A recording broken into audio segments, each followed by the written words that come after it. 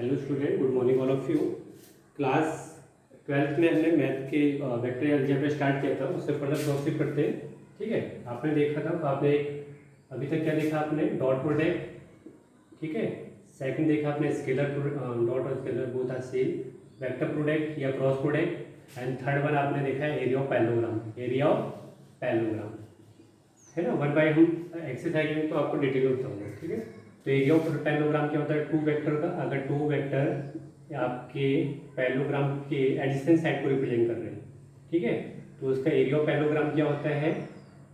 एक उनका क्रॉस निकालेंगे और उसका मैग्नीट्यूड निकालेंगे लास्ट में, इजंट इट? ठीक है, अब फोर्थ टॉपिक स्टार्ट करते हैं, प्रोजेक्शन है ना। Projection of a vector on a given vector. ठीक है, नेक्स्ट टॉपिक है आपका projection of projection PROJ projection of a vector on another vector. ठीक है, ये आपका टॉपिक है। 2 मार्क का क्वेश्चन बन सकता है, 2 मार्क का, है ना। तो क्या होता है प्रोजेक्शन? प्रोजेक्शन मतलब एक तरह से आप ले सकते हो साइड है ना, परछाई है साइड। तो सपोज आपका एक वेक्टर है बी वेक्टर, ठीक है, ए वेक्टर है ए वेक्टर। तो मैं क्या फाइंड आउट कर रहा हूँ? ए वेक्टर का बी वेक्टर पे प्रोजेक्शन फाइंड आउट कर रहा हूँ। तो मैं अगर इसका ये वेक्टर है, मैं इसका अगर हॉरिजॉन्टल कंपोनेंट करता हूँ, इसका शैडो क्या बनेगा? यहाँ पे बनेगा शैडो। इसका क्या बन जाएगा? यहाँ पे शैडो। ठीक है, ये शैडो बन गया। इसका नाम मैंने रख दिया ए कॉस थीटा। क्या रख दिया? ए कॉस थीटा। जो कंपोनेंट होते हैं वो हमेशा मैग्नीट्यूड की फॉर्म में होते हैं, ए कॉस थीटा और ए साइन थीटा। ठीक है, तो ए वेक्टर का बी वेक्टर पे प्रोजेक्शन क्या हो गया? A cos theta. क्या हो गया? A cos theta. तो क्या है इसका? Projection of A vector on B vector. ठीक है, क्या हुआ? ए कॉस थीटा के इक्वल। ठीक है, इसे थोड़ा और सिंप्लीफाई करते हैं। अगर मैं ए कॉस थीटा, ठीक है, अगर मैं बी मोड से मैं मल्टीप्लाई और डिवाइड कर देता हूँ तो कोई फर्क पड़ेगा नहीं। ठीक है, मैंने क्या किया? बी वेक्टर से न्यूमरेटर और डिनोमिनेटर में मल्टीप्लाई डिवाइड किया। तो ये क्या दिख रहा है? ए बी कॉस थीटा क्या होता है? A dot B. क्या होता है? ए डॉट बी, है ना। और ये हो गया बी वेक्टर का मोड, है ना। ठीक है, तो ये हो गया प्रोजेक्शन वेक्टर निकालने का मेथड। ठीक है, और सिंप्लीफाई करना चाह रहे हो तो इसे देख के आपको याद रहे क्या है? ये कैप है। क्या है ये? Cap, unit vector. अगर मैं बी वेक्टर बी कैप की बात करूं, मतलब unit vector of B is what, इसे बोलते हैं वेक्टर एंड देन उसका मैग्नीट्यूड। यही तो चीज़ है सेम। तो ये हो गया A vector dot B cap. ठीक है, तो ये आपका हो गया प्रोजेक्शन।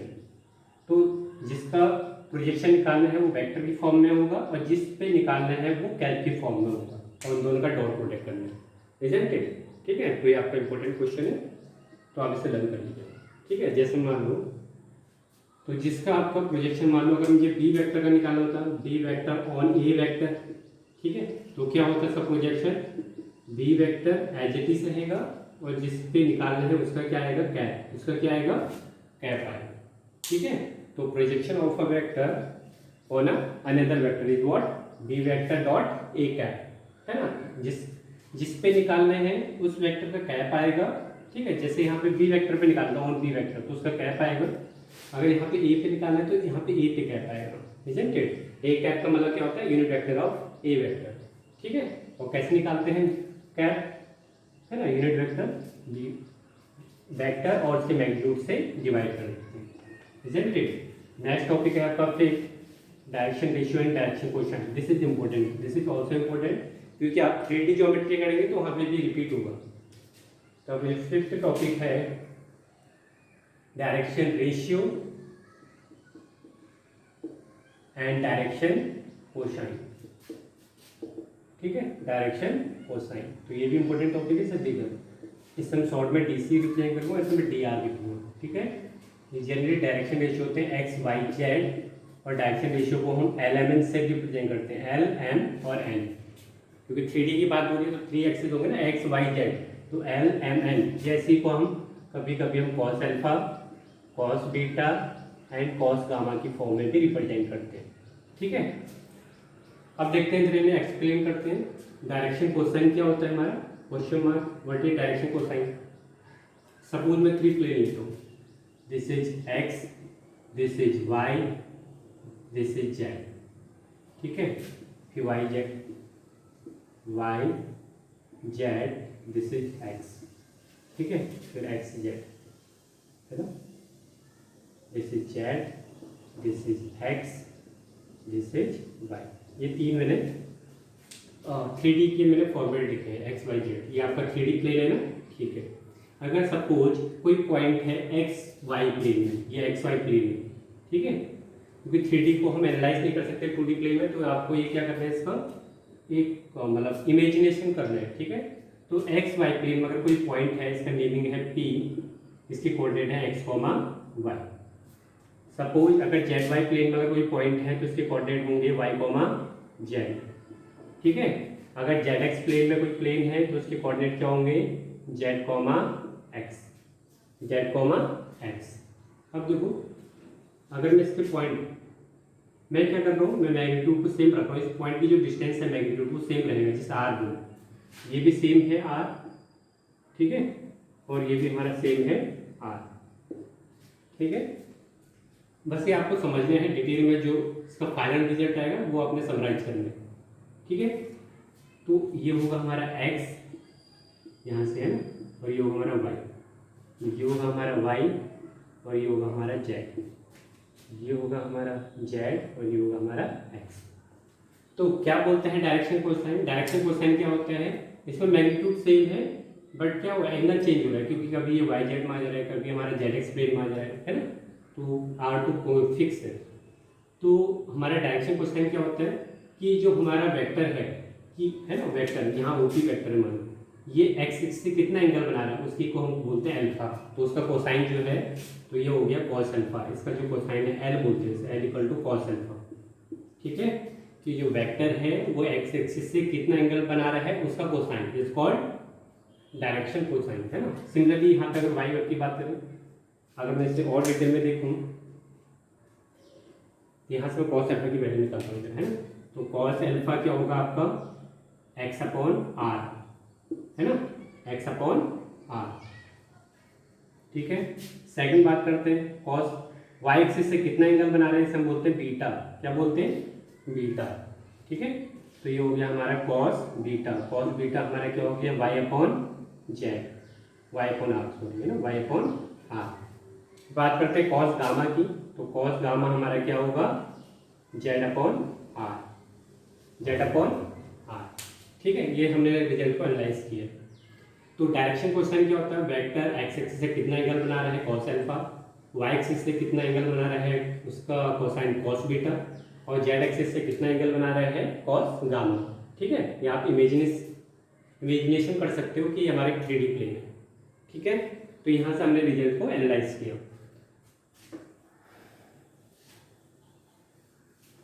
तो अगर मैं एक 3D प्लेन ले लेता हूँ, अभी तो मैं 2D प्लेन ले रहा था, X Y, Y Z, Z X, है ना। सपोज मैं 3D प्लेन लेता हूँ, this is X, this is Y, this is Z. यहाँ पे कोई पॉइंट है, इसके कोऑर्डिनेट है, मतलब स्पेस में है ना। ये आपका जैसे कमरे है, ये यहाँ पे स्पेस में एक पॉइंट है कि वो एक्स एक्सिस से कितना एंगल बना रहा है, वाई एक्सिस से कितना एंगल बना रहा है। तो सपोज इसके कोऑर्डिनेट है X comma Y comma Z. ठीक है, तो इसके वेक्टर फॉर्म में क्या लिखेंगे आप इसे, मान लो ये आर वेक्टर है, दिस इज आर वेक्टर। ठीक है, तो आर वेक्टर को आप क्या लिखेंगे, R vector is what, x i cap, क्योंकि ये एक्स एक्सिस में है, this is y j cap, j axis, z axis में तो जे कैप, है ना, वाई एक्सिस में तो जे कैप, एक्स एक्सिस में तो आई कैप, और जेड के कैप। ठीक है, अब अगर मैं इसे मैग्नीट्यूड को निकालूं, cap, R cap, R cap कैसे निकालते हैं, उस वेक्टर के मैग्नीट्यूड से क्या करते हैं, डिवाइड। तो आर मैग्नीट्यूड हमारा क्या आएगा, under root x square plus y square plus z square, isn't it. तो करो इधर से तो सभी को मैंने क्या कर दिया, मोड से मैंने क्या कर दिया, डिवाइड। आर वेक्टर क्या होता है हमारा, आर वेक्टर को हम उसके मैग्नीट्यूड से क्या कर देते हैं, डिवाइड। तो ये हो जाएगा x upon under root x square plus y square plus z square, ठीक है, i cap plus y upon under root x square plus y square plus z square k cap j cap plus z upon under root x square plus y square plus z square का k cap, ठीक है। अगर कोई vector, ठीक है, अगर कोई vector इसे एक्स अपॉन आर ही तो बोलेंगे, आर वेक्टर जो हमारा कैप आया इसे हम बोलेंगे एक्स अपॉन आर, क्या बोलेंगे इसे, x upon R cap plus y upon R j cap plus z upon R k cap, है ना। कहीं देखो आर कहीं भी ऐसे ही सिंबल, एक ही सिंबल है, ठीक है, आर। तो अगर मैं इसे डिटेल में देखूँ, अगर मैं किसी वेक्टर को यूनिट वेक्टर बनाता हूँ तो जिसकी कोएफिशिएंट हैं वो क्या रिप्रेजेंट करते हैं, डायरेक्शन कोसाइन। देखो R vector, R cap, sorry, R cap is what, x upon are क्या है हमारा, कॉस अल्फा। अभी देखा था हमने कॉस अल्फा, कॉस अल्फा को हम cos alpha i cap plus y upon r आया था कॉस बीटा, है ना, j cap plus z upon are क्या था, कॉस गामा के कैप। इसी को आप जनरली ऐसे भी लिख सकते हो, R cap is equal to l i cap plus m j cap plus n k cap, ठीक है। तो ये अगर किसी वेक्टर को आप यूनिट वेक्टर की फॉर्म में शो करते हो तो जो इसके कोएफिशिएंट होते हैं वो हमारे एलिमेंट को रिप्रेजेंट करते हैं, मतलब डायरेक्शन कोसाइन को रिप्रेजेंट करते हैं, ठीक है। ये आपका पॉइंट हो गया एलिमेंट निकालने का। एलिमेंट मतलब डायरेक्शन कोसाइन। तो डायरेक्शन कोसाइन कैसे फाइंड आउट करते हैं, ठीक है, x upon R, y upon R और जेड अपॉन आर। नेक्स्ट अब देखते हैं, एक इसमें रिलेशन है, नोट करके लिखो। सपोज ये आपका एक्स वाई जेड है, ये स्पेस में कोई पॉइंट है, ये एक्स वाई प्लेन में नहीं है, स्पेस में है कोई पॉइंट एक्स वाई जेड, ठीक है। तो आर वेक्टर आपका क्या होगा, x i cap plus Y j cap plus Z k cap. अगर मैं इसका मैग्नीट्यूड लूँ आर, आर से सिंबल या तो आप मॉड लगा लो या सिंपल आर से रिप्रेजेंट करो, तो ये इसका मॉडुलस क्या बनेगा, x square plus y square plus z square, ठीक है। अभी हमने कॉस अल्फा को एल इक्वल टू क्या था हमारा, एक्स अपॉन आर, वाई हमारा क्या था एल, सॉरी एम, एम हमारा क्या था वाई अपॉन आर और एन क्या था हमारा जेड अपॉन आर। एम की वैल्यू पुट करो जाएगा आर, एक्स स्क्वायर को हम क्या लिख सकते हैं, एक्स को एल आर का स्क्वायर, एल आर का स्क्वायर, इसे एम आर का स्क्वायर, देखो ना, वाई, वाई को हम क्या लिख सकते हैं, एम आर का स्क्वायर प्लस जेड को हम क्या लिख सकते हैं, एन आर का स्क्वायर। तो आर स्क्वायर कॉमन आ गया, तो ये आउटसाइड आएगा तो क्या बन जाएगा आर, अंदर क्या बचा हमारा l square plus m square plus n square, तो ये कैंसिल आउट हो गया, वन बचा। तो l square plus m square plus n square, है ना। तो यहाँ पे रिलेशन होगी, दिस इज इंपॉर्टेंट रिलेशन। मतलब क्वेश्चन में क्या गिवन होगा, आपको एक्स एक्सिस एंगल दिया होगा, वाई एक्सिस से एंगल दिया होगा, बोलेगा कि थर्ड एक्सिस से कितना एंगल बनाना है ना। तो आप इस रिलेशन को क्वेश्चन करेंगे तो पता लग जाएगा। इस रिलेशन को आपको लर्न रखना है कि तीनों डायरेक्शन कोसाइन का जो स्क्वायर का जो सम होता है वो 1 के इक्वल होता है, इजंट इट, ठीक है। या आप इसे और ज़्यादा स्टैंडर्ड फॉर्म में लिखना चाह रहे हो तो इसे लिख सकते हैं cos square alpha plus cos square beta plus cos square gamma is what 1, ठीक है। तो बात करते हैं डायरेक्शन रेशियो। तो डायरेक्शन रेशियो, ठीक है, डायरेक्शन रेशियो। तो डायरेक्शन रेशियो हमारे क्या होते हैं, जैसे वेक्टर है एक्स वाई जेड, है ना। तो ये पॉइंट है, इस पॉइंट को हम क्या बोलते हैं, एक्स वाई जेड को डायरेक्शन रेशियो, ठीक है। और एल एम एन क्या होते हैं, अल्फा से मतलब एक्सिस से कितना एंगल मेजर कर रहे हैं, वाई एक्सिस से कितना एंगल मेजर कर रहे हैं। सपोज ये पॉइंट है ना, ये पी, ये पॉइंट की जो लोकेशन होगी एक्स वाई जेड, ये किसे रिप्रेजेंट करेगा, डायरेक्शन रेशियो को। लेकिन अगर मैं एंगल ले लूँ इस पॉइंट, इस वेक्टर का एक्सिस से कितना एंगल है अल्फा, इसका कोसाइन क्या कहलाएगा, डायरेक्शन कोसाइन। वाई एक्सिस से कितना बना रहा है बीटा और जेड से कितना बना रहा है गामा, ठीक है, इसका अगर कोसाइन ले ले तो वो क्या कहलाता है हमारा डायरेक्शन कोसाइन। ठीक है, अब देखो direction ratio is directly proportional to direction cosine.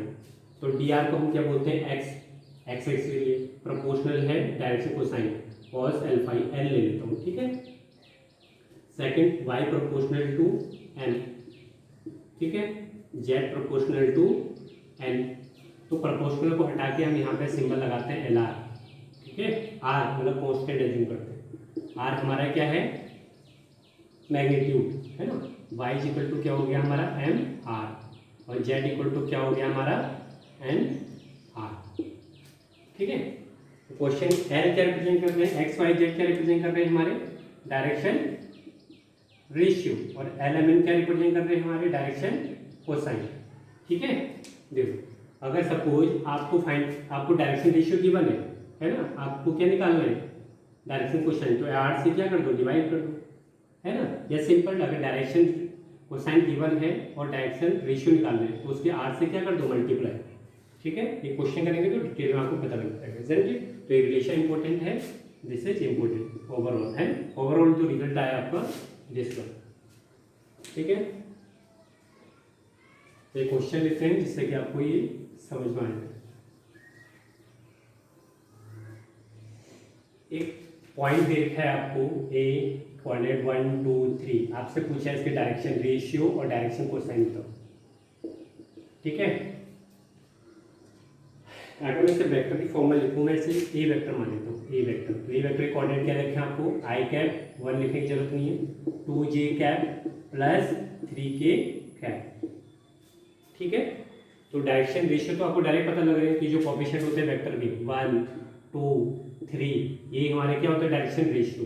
तो डायरेक्शन रेशियो क्या हो गया 1 है ना, 1 2 3, तो क्वेश्चन में ऑलरेडी गिवन था लेकिन मैंने यहाँ मेंशन कर दिया। ठीक है, अगर ये कैप होता तो ये किसे रिप्रेजेंट करता, ये इसकी कोएफिशिएंट डायरेक्शन कोसाइन को l i cap plus m j cap plus n k cap. इसमें बच्चे बड़े कंफ्यूज होते हैं है ना। तो क्या है, अगर कोई वेक्टर की फॉर्म में है तो उसकी जो मैग्नीट्यूड है वो किसे रिप्रेजेंट करेंगे डायरेक्शन रेशियो को। अगर वो यूनिट वेक्टर की फॉर्म में है तो उसकी जो डायरेक्शन कोसाइन है वो किसे रिप्रेजेंट करेंगे हमारे डायरेक्शन कोसाइन को। ठीक है, ये आपको पता होगा। तो डायरेक्शन रेशियो तो डायरेक्ट पता लग रहा है कोएफिशिएंट से। ठीक है, अभी मैंने आपको रिलेशन बताया था x proportional to l, y proportional to m, z proportional to n। तो यहाँ से क्या रिजल्ट आया था, x equal to l R, y equal to m R, ठीक है, और z equal to n R. इस टाइप का रिलेशन आया था। डायरेक्शन रेशियो तो दे रखे हैं आपको एक्स वाई जेड तो आपको दे रखे हैं। ठीक है, आपको l निकालना है। तो l के लिए मैं क्या करूँगा, अगर मुझे l निकालना है, l क्या होगा आपका x अपॉन आर, l क्या होगा आपका x अपॉन आर। अगर मैं n की बात करूँ तो ये क्या होगा आपका y अपॉन आर, और n की बात करूँ, ठीक है, या इसे फुल फॉर्म की फॉर्म में लिख लो, cos alpha cos beta cos gamma. n क्या होगा आपका z अपॉन आर। तो x तो आपको पता ही है, x कितना है आपका, x है आपका 1, इसका मैग्नीट्यूड कितना आएगा, अगर मैं इसका मैग्नीट्यूड निकालूँ, इसका ये वेक्टर का मैग्नीट्यूड, दिस इज 1 का स्क्वायर, दिस इज 2 का स्क्वायर प्लस 3 का स्क्वायर, 3 to 4 अंडर रूट 14। ठीक है, तो आ जाएगा वो 1 अपॉन अंडर रूट 14, ये हो जाएगा आपका 2 अपॉन अंडर रूट 14, ये हो जाएगा आपका 3 अपॉन अंडर रूट 14। ठीक है, तो ये आपको रिलेशन पता होने चाहिए। ठीक है, आपको डायरेक्शन रेशियो गिवन थे तो आपने इस फॉर्मूले के अप्लाई के थ्रू है ना, इस फॉर्मूले के थ्रू आपने क्या निकाल लिया डायरेक्शन कोसाइन, मैग्नीट्यूड से क्या कर दिया डिवाइड। ठीक है, तो ये आपकी 3D ज्योमेट्री है तो वहां पे भी ये, ठीक है, हम पढ़ेंगे एक बार दोबारा, इजंट इट। ठीक है,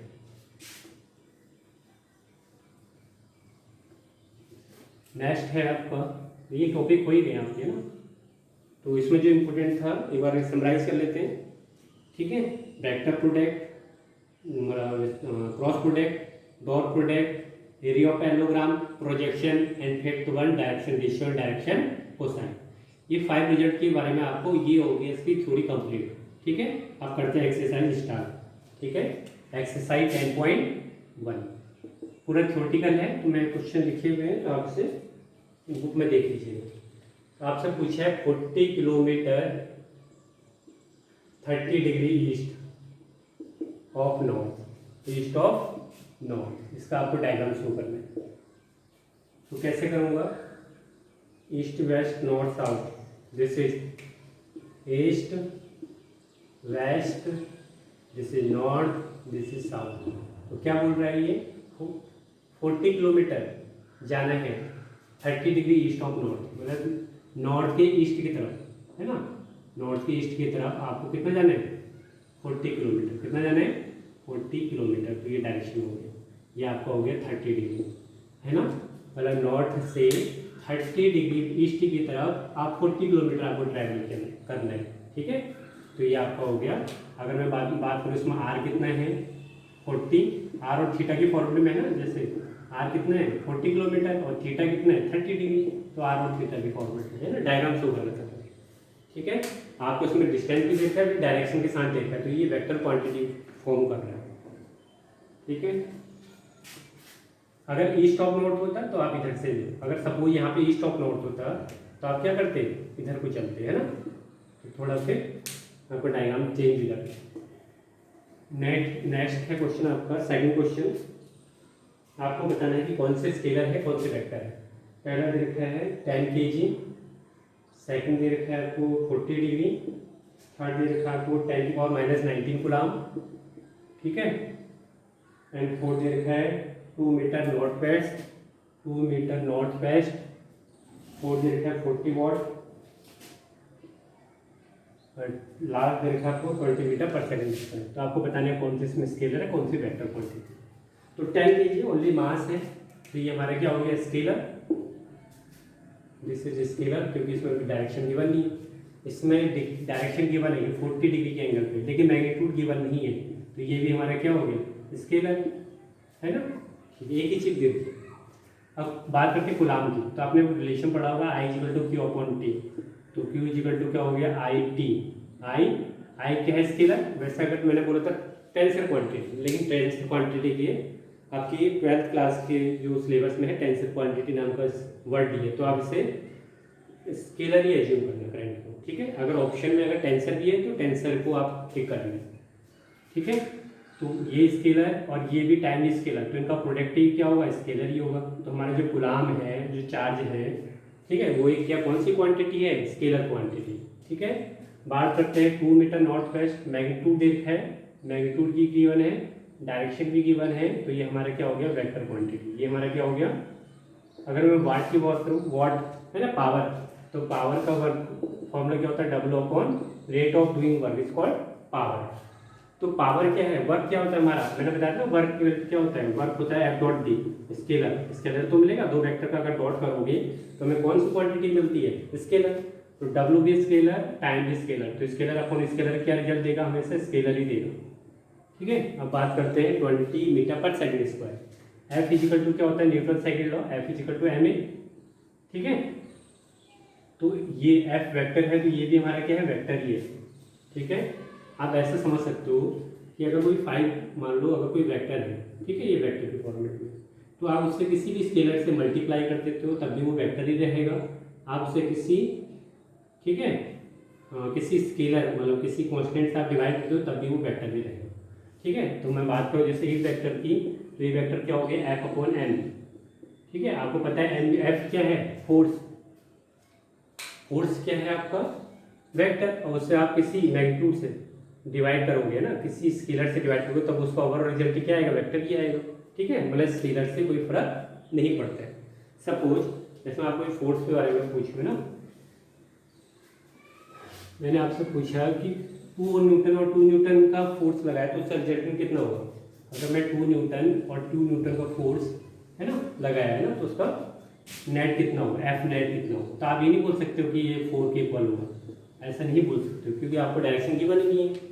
सपोज मान लो ऐसे तो गिवन हो सकता है कि ये आपका बॉक्स है, 2 न्यूटन आपने इस साइड किया, 2 न्यूटन इस साइड किया, तो एक दूसरे को क्या कर दिया कैंसिल आउट, तो F नेट कितना आ गया आपके पास 0, ठीक है। या ऐसा भी हो सकता है वर्टिकल भी अप्लाई हो सकता है कि 2 न्यूटन आप वर्टिकल अप्लाई कर रहे हो और 2 न्यूटन हॉरिजॉन्टल अप्लाई कर रहे हो। तो ये 90 डिग्री है ना, तो 90 डिग्री का क्या होता है R=√a² + b² + 2ab cos alpha. तो उससे आप करोगे यहाँ का इसका रिजल्टेंट F नेट जो आएगा वो यहाँ से पीजीटी के थ्रू आएगा, मतलब 2 का स्क्वायर प्लस 2 का स्क्वायर, तो ये कितना हो गया 4 √8 यूनिट, √8 यूनिट। एफ नेट इसमें 4 नहीं आएगा, है ना। अगर स्केलर होता है 2 न्यूटन और 2 न्यूटन, अगर मान लो फोर्स स्केलर क्वांटिटी होता है तो उसका नेट कितना आता है 4 आता है ना। ठीक है, अगर मैं बात करता हूँ कि 2 न्यूटन भी इसी साइड है और 2 न्यूटन भी इसी साइड है, तो अब कितना आएगा नेट आपके पास 4 न्यूटन आएगा, कितना आएगा 4 न्यूटन आएगा। ठीक है, तो इस टाइप से आप ये नहीं बोल सकते कि 2 न्यूटन के आपने फोर्स अप्लाई किए हैं तो उनका नेट कितना होगा 4 होगा, है ना। मैंने आपको बता दिया 0 भी हो सकता है, √8 भी हो सकता है और 4 न्यूटन भी हो सकता है।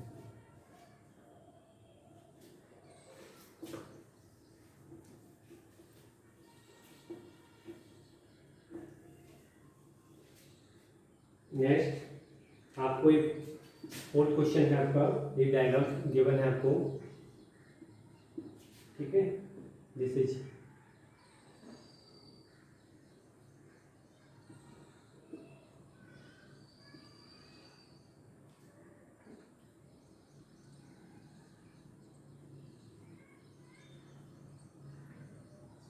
फोर वेक्टर आपको गिवन है, A vector, B vector, C vector, D vector. तो आपको बताना है को इनिशियल वेक्टर कौन कौन से इसमें, को इनिशियल वेक्टर कौन कौन से हैं। सेकंड आपको बताना है इक्वल वेक्टर कौन कौन से हैं, इक्वल वेक्टर। एंड थर्ड आपको बताना है collinear but not equal, collinear first, second and third, collinear but not equal. ठीक है, तो बताओ को इनिशियल वेक्टर का मतलब जिनका ओरिजिन सेम पॉइंट होता है, जैसे बी है तो ए और बी सेम उससे निकल रहे ना पॉइंट से, ओरिजिन से, तो ए वेक्टर और बी वेक्टर हमारे क्या हो गए, को इनिशियल वेक्टर हो गए। ये नहीं होंगे बी और डी, बी और सी नहीं हो सकते, क्यों, क्योंकि इसका ओरिजिन देखो है ना, ये ऐसे यहाँ तो नहीं सकता, ओरिजिन तो यहाँ से हो रहा है ना बी वेक्टर का, सी वेक्टर का यहाँ से हो रहा है। तो हमारे जो को इनिशियल वेक्टर है ए एंड बी वेक्टर है वाई, क्योंकि उनका इनिशियल पॉइंट है सेम है। ठीक है, बात करते हैं इक्वल वेक्टर। इक्वल वेक्टर का मतलब जिनका मैग्नीट्यूड मैंने बताया ना आपको, जैसे ये वेक्टर है A vector, this is B vector, तो उनका मैग्नीट्यूड, ठीक है, और डायरेक्शन सेम होना चाहिए। तो यहाँ पे मैं अगर देखना चाहूँ तो मुझे बी और डी इक्वल वेक्टर लग रहे हैं, तो बी और D, B and D vector. अब बात करते हैं कोलिनियर। कोलिनियर की मैंने 3 कंडीशन बताई थी कि थीटा की वैल्यू 0 भी हो सकती है और थीटा की वैल्यू 180 भी हो सकती है। ठीक है, इसमें मैंने ऐसा बताया ना आपको इस टाइप से। ठीक है, तो देखते हैं जरा कौन सा हमारा को इनिशियल बट नॉट इक्वल। अगर मैं बात करता हूँ ए और सी, ये कोलिनियर है ना, बट नॉट इक्वल है।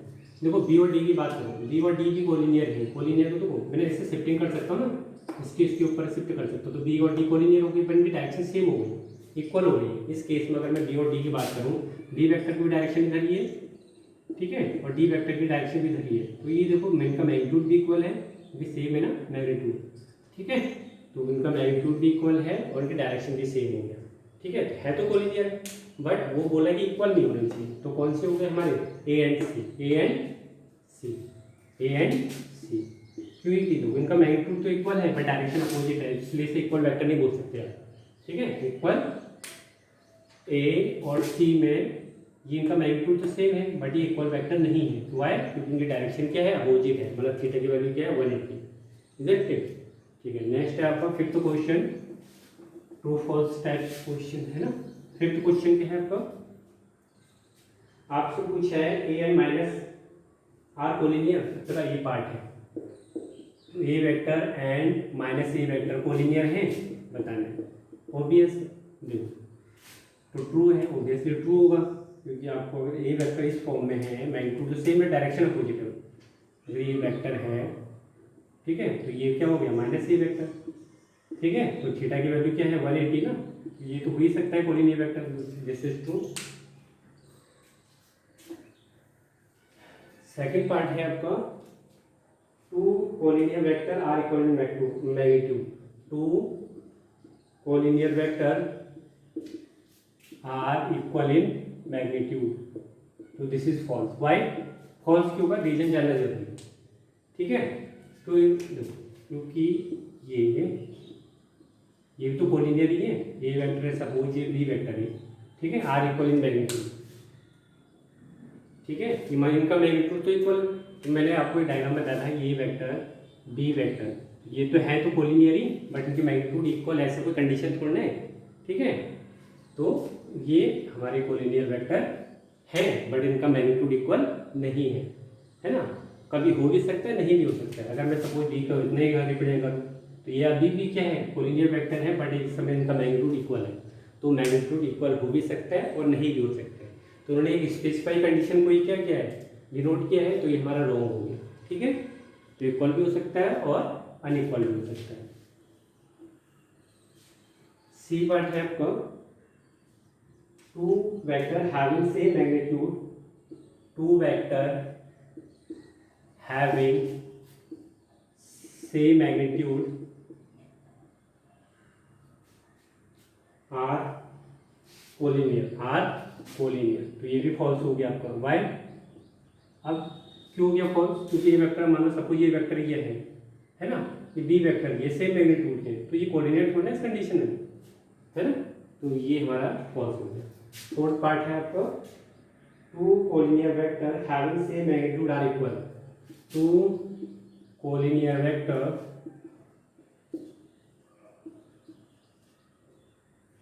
having same magnitude, having same magnitude are equal, ऐसा नहीं है।